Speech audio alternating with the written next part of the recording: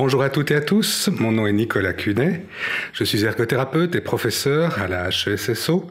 Je vais vous présenter aujourd'hui un projet intitulé Proche Aidant, un service des étudiants en santé, un projet que nous menons actuellement entre 3 écoles du domaine de la santé, de la HES, entre 3 professions de santé, les soins infirmiers, ostéopathie et ergothérapie, dans 2 cantons, le canton de Vaud et le canton de Fribourg.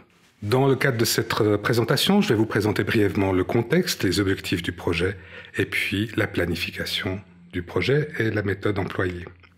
Nous avons un problème relativement important qui est connu aujourd'hui de presque tous, qui est lié au vieillissement de la population.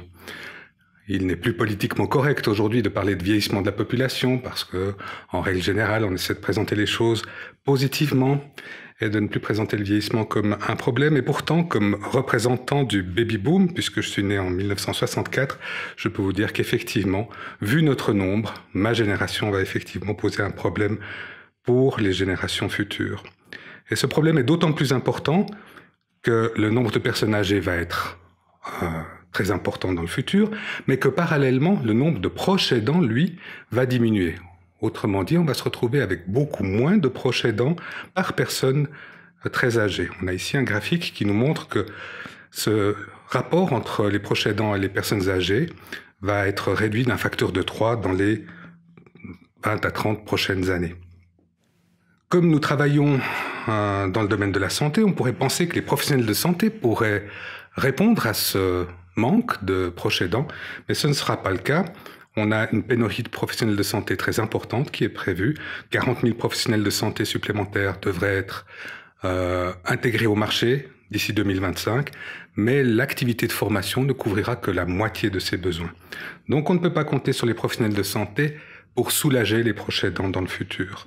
Donc c'est pas un problème qu'on a, c'est un gros problème. Alors comme enseignant, on pense bien sûr que du côté des écoles, on aurait peut-être quelques petites solutions et peut-être quelques disponibilités du côté des étudiants pour soutenir les proches aidants. Ce qui nous a amené à leur poser la question directement, est-ce que les étudiants seraient intéressés à soutenir des proches aidants en échange de crédits de formation? Et puis on se rend compte qu'effectivement, près de 80% d'entre eux seraient d'accord de consacrer plus d'1 heure par semaine à des proches aidants en échange de crédits de formation dans le cadre de leur formation.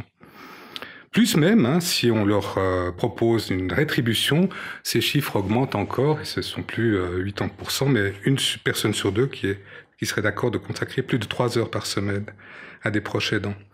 Et ce n'est pas étonnant parce que quand on regarde les chiffres, on se rend compte qu'en fait, près de 80% des étudiants du domaine de la santé en Suisse exercent une activité rémunérée à côté de leur activité de formation, quand bien même ils sont en formation à plein temps. Ils ont donc un important besoin d'avoir une activité rémunérée pour assurer leur vie, leur survie, leur bien-être, etc. Donc il y a du côté des étudiants des disponibilités pour les proches aidants. Et il faut savoir que le nombre d'étudiants qui sont concernés est relativement important. La HESSO, dans le domaine de la santé et du travail social, ce sont 6 556 étudiants qui sont actuellement en formation en Suisse romande. Je vous laisse faire le calcul en fonction du nombre d'heures qu'ils auraient à disposition par semaine. Vous vous rendrez compte qu'on a là un potentiel important qui n'est pas exploité. Les objectifs du projet sont donc en quelque sorte de faire se rencontrer le problème lié à la démographie avec ses disponibilités, et c'est de cette rencontre qu'est né le projet PAUSE. Il vise plus particulièrement à mettre du temps d'étudiants à disposition de proches aidants, mais pas seulement du temps, bien entendu que c'est du temps qui est structuré, c'est-à-dire qu'en fait, les prestations qui seront offertes par les étudiants sont du soutien, sont du répit, du gardiennage, du dépannage, de l'accompagnement, et en échange de ce temps, de rétribuer en quelque sorte les étudiants, d'abord sous forme d'expérience, de connaissances nouvelles et de compétences qu'ils ont pu acquérir au contact des proches aidants et de leur expérience quotidienne, c'est-à-dire qu'ils vont acquérir une meilleure compréhension de ce que c'est que la vie d'un proche aidant et des difficultés qu'ils rencontrent, mais également de les rétribuer sous forme de crédits de formation, voire d'argent sonnant et trébuchant. Concrètement, on espère améliorer la qualité de vie des personnes proches aidantes et plus particulièrement leur équilibre occupationnel et d'améliorer l'efficience des futurs professionnels de santé. Et de faire se rencontrer finalement deux types de besoins. D'un côté, les besoins des proches aidants et de l'autre, les besoins des étudiants en termes d'apprentissage.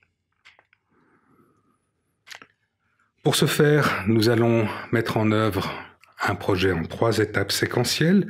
Tout d'abord, l'identification des composantes du programme lui-même, c'est-à-dire qu'en discutant avec des proches aidants, avec des étudiants, avec des intervenants, on va essayer de comprendre quels sont les besoins prioritaires et comment les étudiants pourraient répondre à ces besoins. Puis nous développerons ce programme, nous le testerons ensuite dans le cadre d'une étude de faisabilité. Temporellement, les choses vont se passer de la manière suivante. La première étape va durer de septembre 2017 à février 2018. La seconde étape, développement du programme de mars 2018 à août 2018. Et dès la rentrée de 2018, nous allons entrer dans la phase d'étude de faisabilité à proprement parler en testant ce programme avec une vingtaine de proches aidants et peut-être 2 ou 3 fois le nombre d'étudiants. Tout au long du développement du projet, nous allons travailler avec des groupes d'experts. Tout d'abord un groupe d'experts dans le domaine éthique, parce qu'évidemment qu'un projet de ce genre-là peut poser de nombreuses questions éthiques, et nous voulions garantir à la fois aux proches aidants et aux étudiants qu'ils trouveraient des oreilles et des solutions si des problématiques devaient se poser.